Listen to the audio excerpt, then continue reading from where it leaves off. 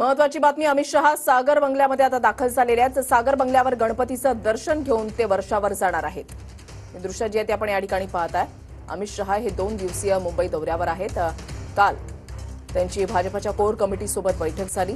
आता ते सागर बंगल्यावर जात आहेत। सागर बंगल्यावर गणपतीचं दर्शन घेतल्यानंतर ते वर्षा या मुख्यमंत्र्यांच्या निवासस्थानी पोहोचतील। त्या ठिकाणी देखील गणरायाचं दर्शन त्यांच्याकडून घेतलं जाईल आणि यानंतर अमित शहा हे लालबागच्या राजाच्या दर्शनासाठी रवाना होणार आहेत। अमित शहा सह्याद्री अतिथीगृहातून आता सागर बंगल्याकडे निघालेले आहेत। इथे दृश्य त्यांचा ताफा जो आहे तो आपण पाहताय। आता सागर बंगल्यामध्ये त्यांचा ताफा जो आहे तो पोहोचलेला आहे। शहा फडणवीसांच्या घरी बाप्पाच्या दर्शनासाठी आता पोहोचलेले आहेत।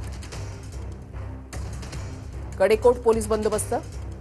आगामी विधानसभा निवडणुकांच्या दृष्टिकोनातून अमित शहा यांचा हा दौरा अत्यंत महत्त्वाचा मानला जातोय। महायुतीचं सरकार आल्यानंतर तिसऱ्यांदा अमित शहा यांच्याकडून लालबागच्या राजाचं दर्शन घेतलं जाणार आहे आणि निवडणुकांच्या दृष्टिकोनातून त्यांचा हा दौरा अत्यंत महत्त्वाचा।